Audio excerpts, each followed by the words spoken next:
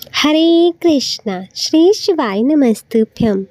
प्रिय भक्तजनों, आप सभी का स्वागत है शिव भक्ति सागर में। भगवान शंकर और माता पार्वती की कृपा आप सभी पर सदैव बनी रहे।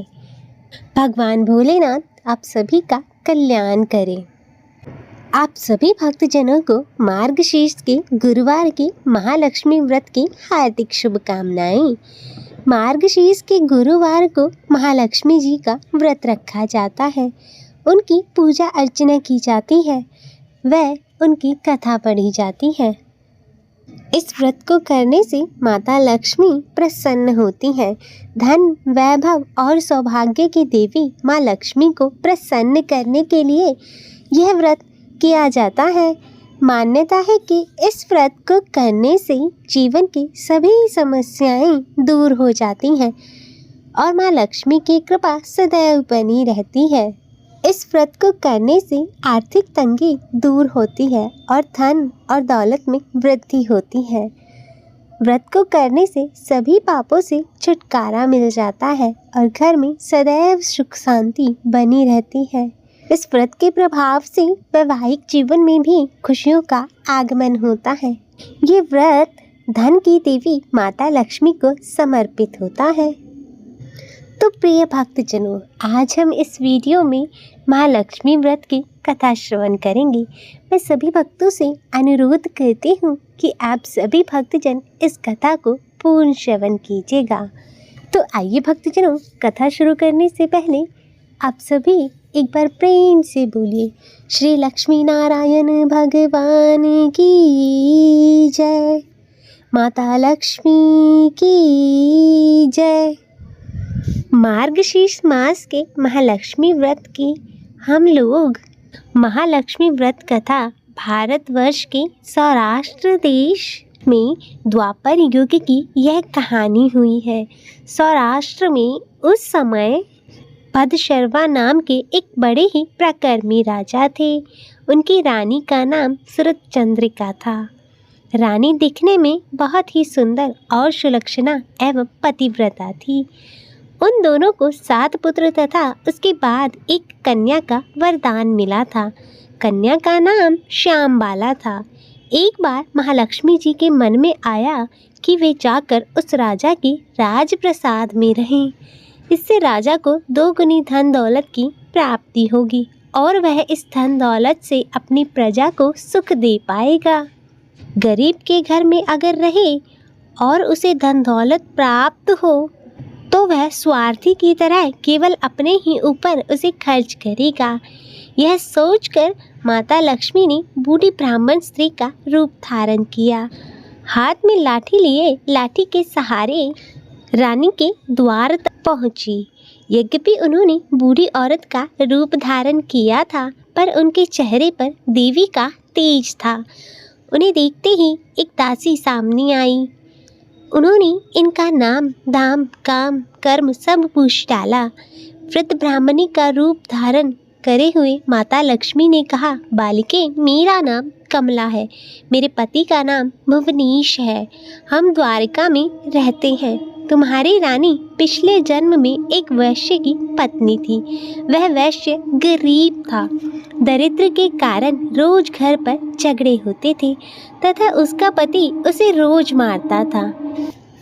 इन बातों से तंग आकर वह घर छोड़कर चली गई तथा वन में जंगल में खाली पेट भटकने लगी।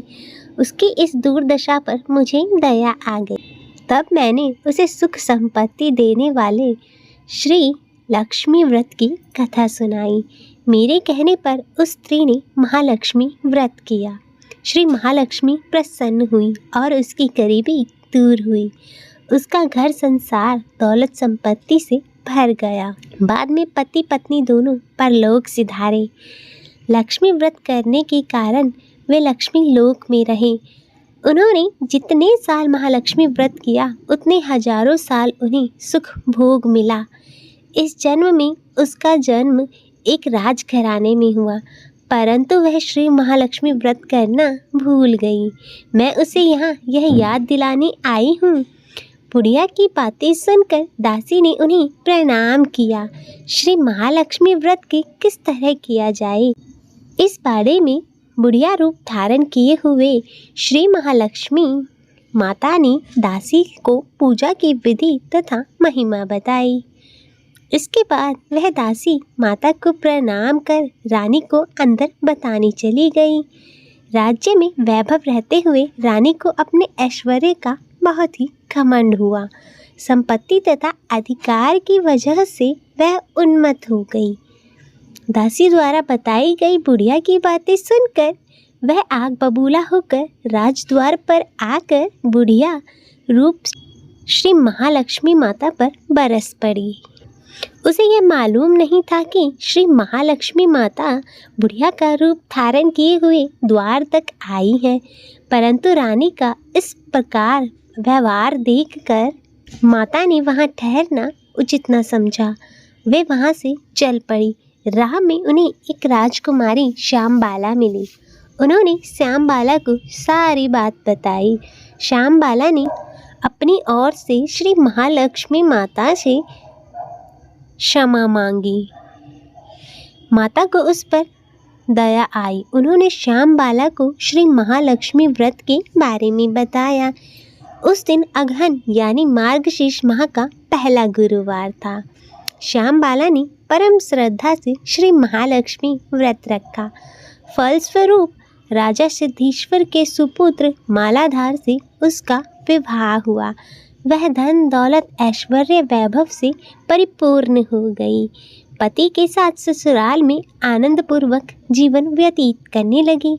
इधर श्री महालक्ष्मी का रानी पर प्रकोप हुआ। फलस्वरूप राजा भद्रश्रवा का राज्य एवं राज कारोबार सब नष्ट हो गया। यहाँ तक कि उन्हें खाने के लाले पड़ गए।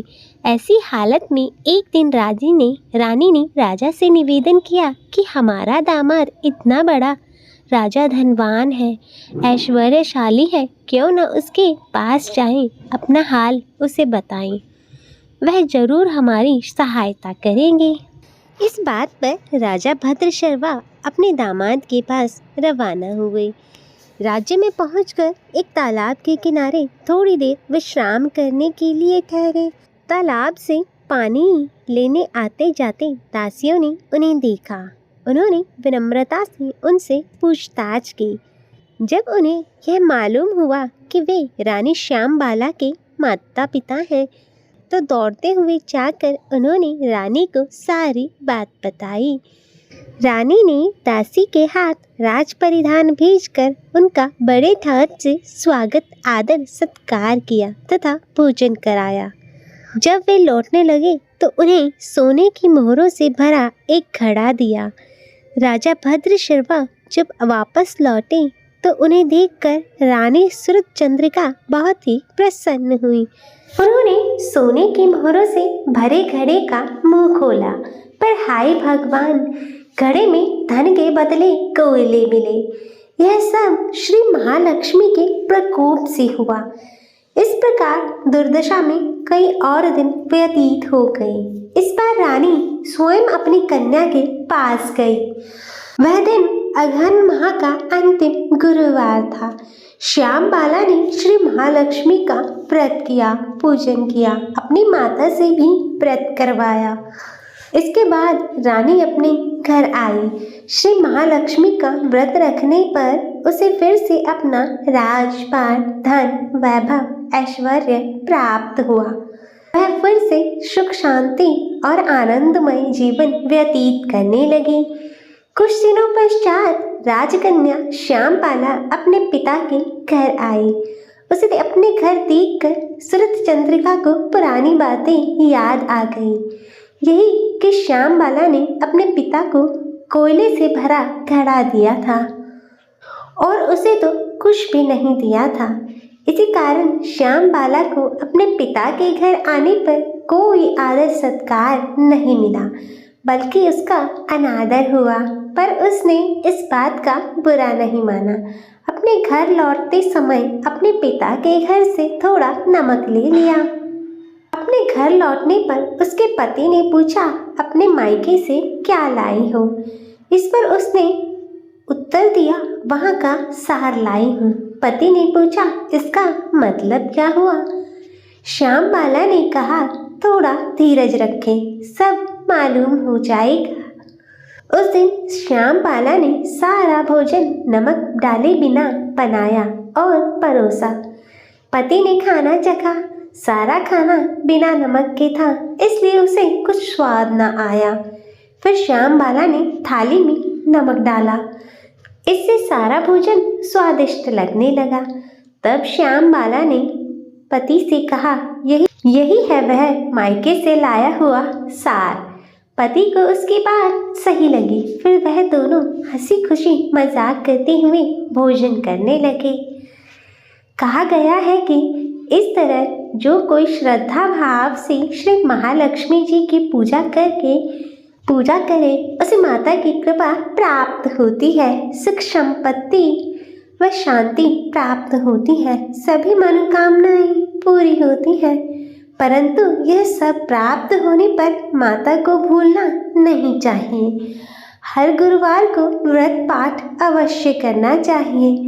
इस तरह श्री महालक्ष्मी की महिमा भक्तों की मनोकामनाओं को पूर्ण करती है। तो बोलिए श्री महालक्ष्मी माता की जय। आइए भक्तजनों, अब श्रवण करते हैं माता महालक्ष्मी की दूसरी कथा। एक गांव में एक गरीब ब्राह्मण रहता था। वह नियमित रूप से जगत के पालनहार विष्णु भगवान की आराधना करता था। उसकी पूजा भक्ति से प्रसन्न होकर उसे भगवान श्री विष्णु ने दर्शन दिए और ब्राह्मण से वर मांगने के लिए कहा। तब ब्राह्मण ने लक्ष्मी जी का निवास अपने घर में ही होने की इच्छा व्यक्त की। तब श्री विष्णु ने लक्ष्मी जी की प्राप्ति का मार्ग बताया। उन्होंने बताया कि मंदिर के सामने एक स्त्री आती है जो यहाँ आकर उपले थापती है। तुम उसे अपने घर में आने का आमंत्रण देना, वही देवी लक्ष्मी है। विष्णु जी ने ब्राह्मण से कहा, जब धन की देवी माँ लक्ष्मी तुम्हारे घर पधारेंगी तो तुम्हारा घर धन और धान्य से भर जाएगा। यह कहकर श्री विष्णु जी चले गए। अगले दिन वह सुबह ही वह मंदिर के सामने बैठ गया। लक्ष्मी जी उपले थापने आई तो ब्राह्मण ने उनसे अपने घर पर आने का निवेदन किया। ब्राह्मण की यह बात सुनकर लक्ष्मी जी की समझ आ गई कि यह सब विष्णु जी के कहने से हुआ है।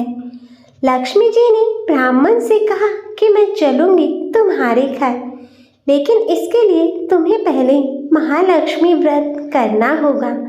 16 दिनों तक व्रत करने और 16वें दिन रात्रि में चंद्रमा को अर्घ्य देने से तुम्हारा मनोरथ पूर्ण होगा।